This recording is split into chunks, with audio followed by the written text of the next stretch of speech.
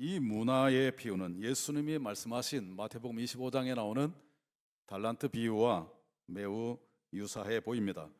그래서 얼핏 생각하면 예수님이 똑같은 이야기를 그 당시 통용되던 그 화폐의 단위를 가지고 인용해서 재차 말씀하신 것으로 오해할 수도 있습니다.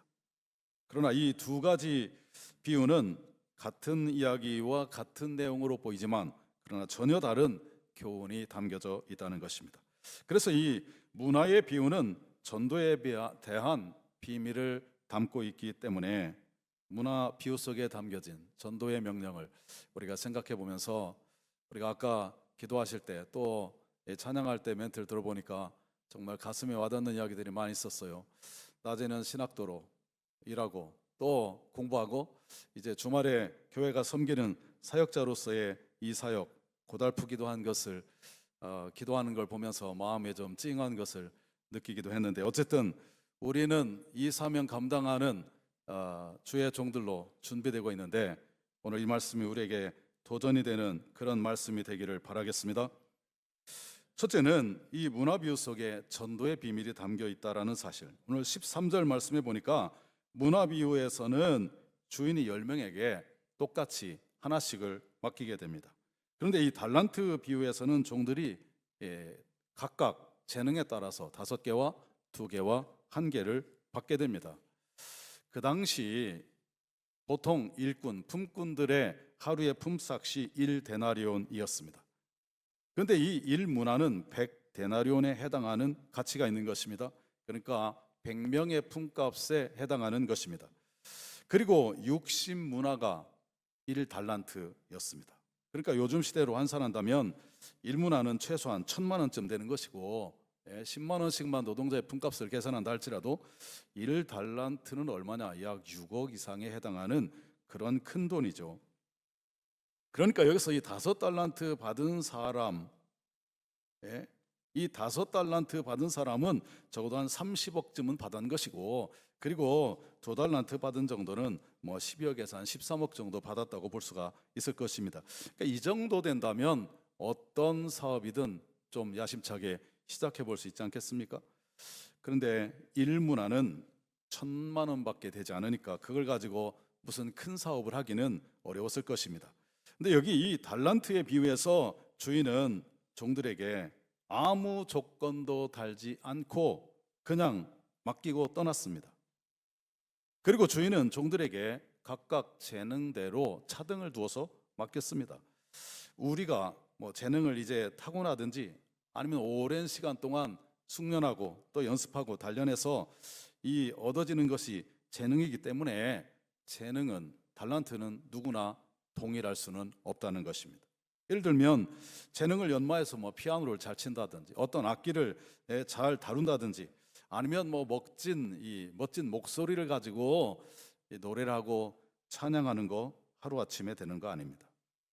그래서 이 달란트의 주인은 재능이 많은 사람에게는 5개, 재능이 작은 자에게는 1개를 맡긴 것입니다.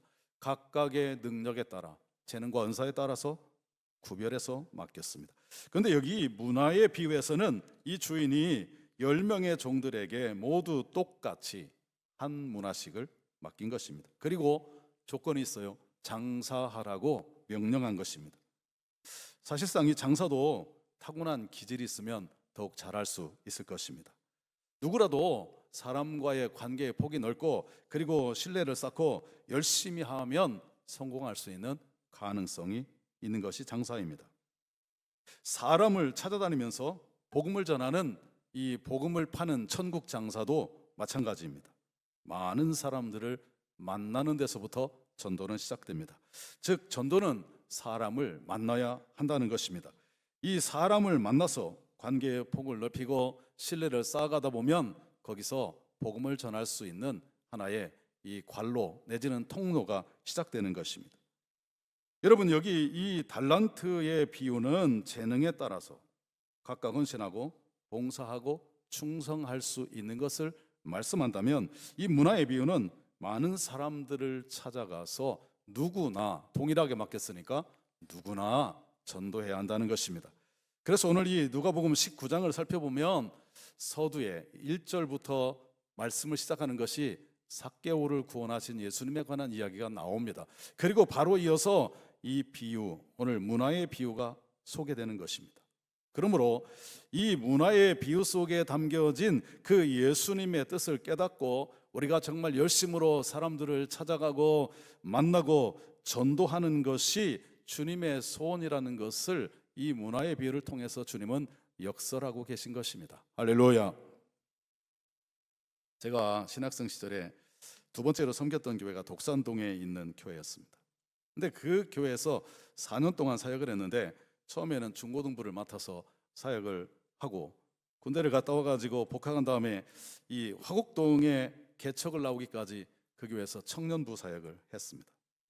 토요일이 되면 서대문에서 버스를 타고 마포를 거쳐서 여의도를 거쳐서 저 대방동, 그리고 이제 어디까지 가느냐, 거기가 구로동인지 가리봉인지 모르겠는데 옛날 코카콜라가 있던 그 앞에서 내려서 걸어서 한 10분 가면 교회가 있었어요. 처음에는 선생님들이나 학생들이 전도 훈련을 받지 않았기 때문에 전도에 대한 부담을 많이 느꼈습니다.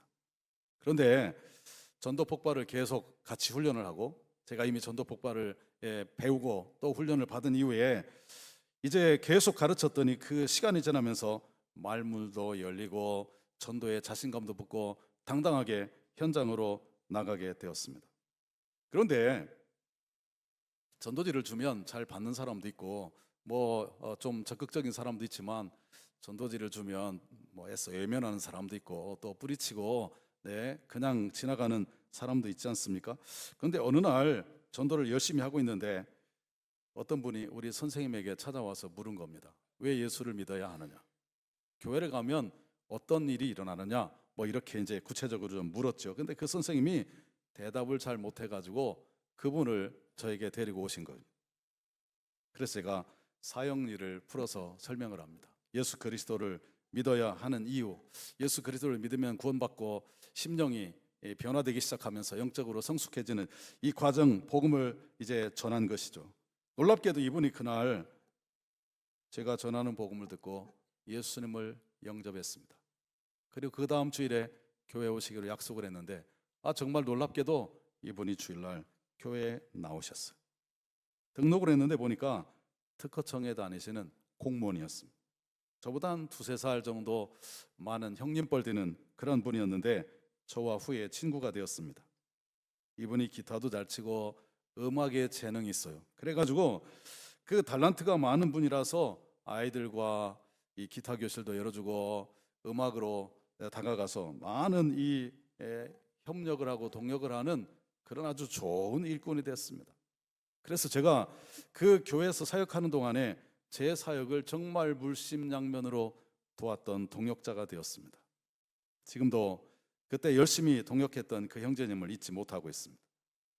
오늘 예수님은 우리에게 문화의 비유를 들려주시면서 전도하라고 명령하고 계십니다. 믿으시면 아멘 합시다. 이 주님의 명령에 순종해서 우리가 정말 보다 적극적으로 전도하는 일에 영혼 구원하고 생명을 살리는 이 영혼 구원의 열정을 가지고 강권하는 그런 은혜가 우리 속에 있게 되시기를 바랍니다. 그래서 한 손에는 성경, 한 손에는 신문을 들라고 그랬는데 이제는 한 손에는 성경, 한 손에는 전도지를 드는, 그렇다면 우리는 우리를 통해서 어린 생명부터 시작해서 많은 영혼을 구원하게 될 줄로 믿습니다. 두 번째는 전도는 땅을 차지하는 축복이 약속되어 있다는 것입니다. 오늘 이 주인은 10문화를 남긴 종과 5문화를 남긴 종을 크게 칭찬합니다. 그리고 이어서 놀라운 축복을 그에게 이제 약속해 주었습니다. 오늘 18절로 19절 말씀해 보니까 그 둘째가 와서 이르되 주인이여 당신의 한 문화를 5문화를 만들었나이다. 한 문화로 5문화를 만들었나이다. 주인이 그에게 이르되 너도 5고을을 차지하라 하고 말씀하고 있죠. 그러니까 이 말씀의 뜻은 10개를 남긴 사람에게 10고을 차지한다. 10명을 전도했더니 10고을 다스리는 권세를 주고 5명을 전도했더니 5고을 다스리는 권세를 주신다는 것이죠. 지금까지 우리의 전도는 그냥 주님의 명령이니까, 주님의 뜻이니까, 하나님의 소원이니까 라고 생각하고 그냥 무조건 순종해야 된다고 생각해 오지는 않으셨나요? 여러분, 또 전도자에게 하늘에서 별과 같이 빛나고 그리고 많은 상급과 면류관이 있다고 믿고 하늘나라의 보상만 생각하고 있지는 않으셨습니까? 근데 오늘 이 본문의 말씀을 보면 전도자에게 땅의 보상과 축복이 주어짐을 분명하게 약속하고 계십니다. 다시 말하면 전도자에게 하늘에서 받는 축복은 물론이려니와 이 땅에서도 손에 잡히는 축복이 주어진다. 그래서 아주 쉽게 설명하면 전도하는 자에게는 복을 주신다. 할렐루야. 땅을 차지하고 고을을 차지하는 권세를 주시는데, 전도에서 하나님의 그 복음이 점점 확대되어 간다면 그 지역의 영권을 장악하게 될 것이고, 그 지역을 책임지고 구원하는 그런 영권 있고 권세 있는 사역이 펼쳐지기 때문에 고을을 차지한다고 하는 의미는 여러 가지 의미가 담겨져 있는 것입니다. 우리가 땅에서 고을을 차지하는 권세를 얻기 위해서 전도하기보다는 오히려 정말 많은 사람들의 영혼을 구원하기 위해서 하나님의 소원이 여기에 있고 하나님의 뜻이 여기에 있다는 사실을 우리가 다시금 기억하면서 그것을 사명으로 여기고 감당하는 성숙한 믿음이 우리 가운데 있게 되시기를 주의 이름으로 축원합니다. 이 아브라함의 이야기를 잠깐 해보려고 합니다. 어느 날 이 자기 집에 찾아온 3명의 손님을 대접하게 됩니다. 그들은 보통 사람이 아니고 하나님과 2 천사가 아브라함을 찾아온 것입니다. 사실 아브라함은 그때까지만 해도 그들이 하나님이시고 그리고 천사인 줄을 알지 못했습니다. 한 말 반의 떡을 만들고 송아지 잡아서 바비큐를 하고 그리고 버터와 우유를 가지고 정성을 다해 대접을 했습니다. 하나님께서 이 아브라함의 정성된 대접을 받으시고 그 집에 아들 이삭을 허락하시는 축복을 주셨습니다. 그제서야 아브라함이 그분이 하나님이신 것을 알고 그 앞에 엎드려서 정말 감사를 드리고 자기 집에 이렇게 불현듯 찾아오신 이유를 물었습니다. 그랬더니 소돔성을 멸망시키기 위해서 소돔성을 지금 감찰하기 위해 오셨다는 것입니다. 그런데 소돔성에는 자기 조카 롯이 살고 있으니까 조카 롯이 죽게 생겼거든요. 그래서 아브라함은 그 롯을 구하려고 안간힘을 씁니다. 하나님 앞에 의인 50명 있으면, 의인 40명 있으면, 그래서 심지어 10명까지. 그래서 약속을 받아내는데 의인 10명만 있어도 소돔성을 멸망시키지 않겠다고 하는 약속을 받아냅니다. 아브라함이 10명의 의인이 없어서 소돔성이 멸망하게 될 것이라고 하는 사실 때문에 안타까워 속상해하면서 하나님께 부르짖을 때에 롯의 가정을 극적으로 피신하게 하시고 사실 구사의 일생으로 이 롯의 가정을 구원하게 하시는 것입니다. 아브라함 덕분에 사실 조카 롯은 정말 아주 간신히 구원함을 받는 이야기가 이 창세기 12장 29절 이하에 기록됩니다. 29절에 보면 하나님이 그 지역에 성을 멸하실 때에 그 롯이 거주하는 성을 엎으실 때에 하나님이 아브라함을 생각하사 롯을 그 엎으시는 중에 내보내셨더라, 이렇게 기록하고 있어요. 할렐루야. 성경은 아브라함 때문에 롯이 구원받았다는 사실을 분명히 기록하고 있습니다. 그 결과 한 영혼을 멸망에서 구원한 이 아브라함은 복을 받아서 그가 사는 땅 헤브론이 어떤 축복을 받느냐, 나중에 보면 장정 2사람이 포도송이 하나를 장대에 깨어서 메고 올 정도로 그 땅이 비옥한 땅이 되는 그런 축복을 받았고, 아브라함은 결국 열국의 아비가 되는 축복을 받았어요. 크게 아멘 합시다. 열국의 아비라고 하는 이 말은 한 민족이나 어떤 한 국가의 조상 정도가 아니라 여기서 그야말로 모든 민족의 조상, 그게 바로 열국의 아비라는 뜻이죠. 우리가 아는 대로 아브라함의 후예가 이스라엘 민족이고 아랍 중동 지역에 살고 있는 사람이 다 이스마엘의 후예니까 이미 아브라함은 열국의 아비가 되었고, 영적으로 말하면 예수 그리스도를 믿는 모든 사람들이 다 아브라함의 후손 아닙니까? 구원받은 하나님의 백성이니까 사실 아브라함은 그 말씀이 그대로 이루는 축복을 받게 된 줄로 믿습니다. 오늘 본문에 보니까 10명을 전도했더니 10골을 차지하는 권세를 주신다고 말씀했고, 이 예수님의 그 문화의 비유가 우리 근대사 속에서도 그대로 이루어지는 것을 볼 수가 있습니다. 7, 80년대 경제 대국을 이제 이루기 위한 산업화가 시작되고, 그리고 경제 부흥이 시작돼요. 우리나라는 사실 보릿고개라고 하는 춘궁기를 맞이해야 되는, 지금이 사실은 춘궁기에 해당하는 때를 지금 지나고 있지 않습니까? 6.25 전란 이후에 70여 년 만에 세계 10대 경제 강국을 이룬 것은 기름 한 방울 나지 않냐고 지혜와 자원이 부족한 우리나라가 뭘 가지고 세계 10대 강국을 이룰 수 있겠습니까? 이것은 전적인 하나님의 은혜요, 축복이기 때문에 한강의 기적이라고 말하지 않습니까? 기적이란 말은 뭐예요? 사람의 말과 논리로 설명할 수 없는 것이 기적인데, 전적인 하나님의 은혜로 우리가 여기까지 이르게 된 것을 믿으시기 바랍니다. 이것은 교회 부흥과 더불어 한국 교회가 성장하기 시작함으로 더불어 한국 경제가 살아나고 국가와 민족도 부강하게 되었다는 사실은 부인할 수 없는 근대사의 역사의 이 사실로 기록되고 있는 거예요. 오늘 우리가 많은 민족, 수많은 생명들을 전도한다면 하나님은 이 민족을 이제는 세계 속에 뛰어난 민족으로, 영적인 이스라엘로, 아브라함의 후손으로 더 크게 축복해 주실 줄로 믿습니다.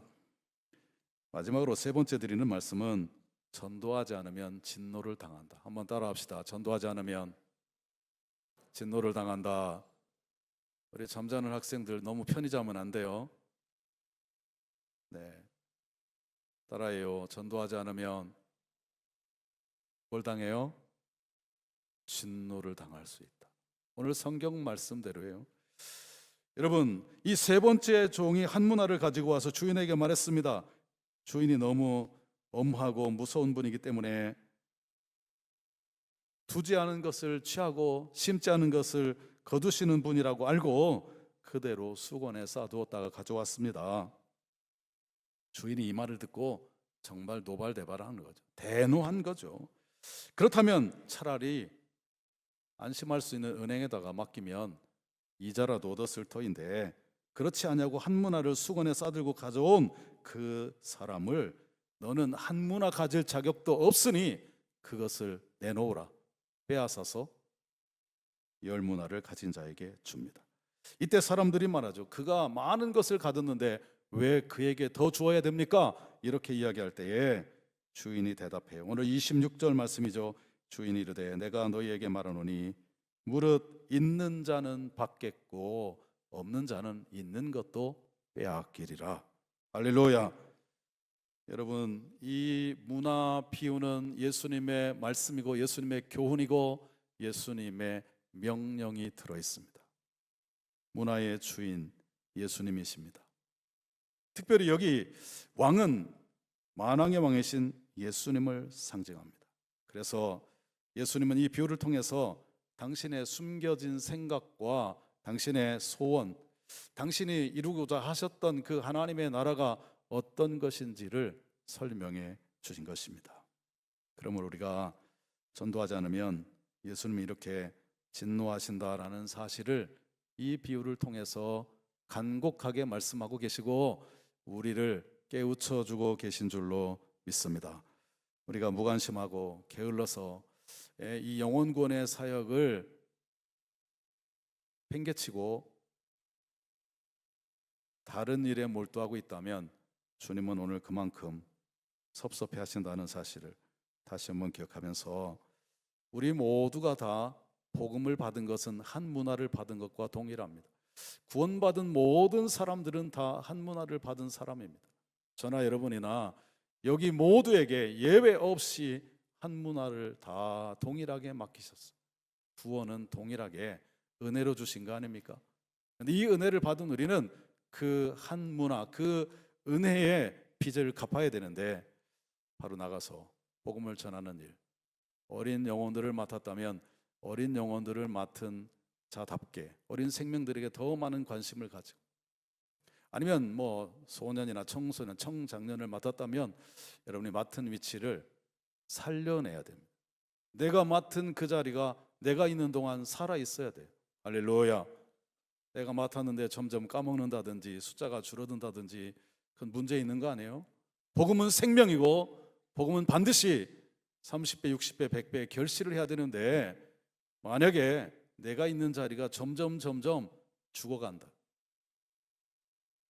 그러면 내 자신의 영적 삶을 돌아보고 내 사역에 정말 생명이 있나?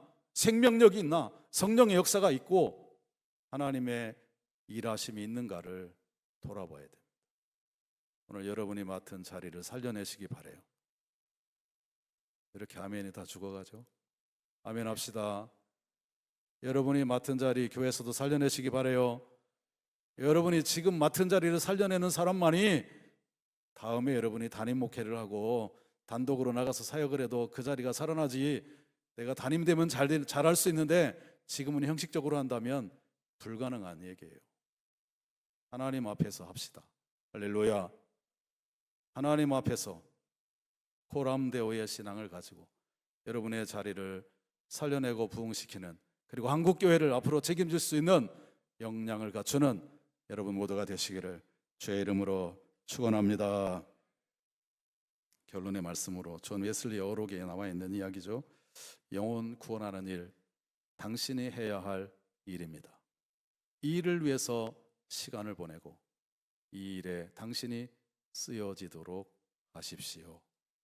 아멘 합시다. 우리 하나님께 영광의 박수 올립니다.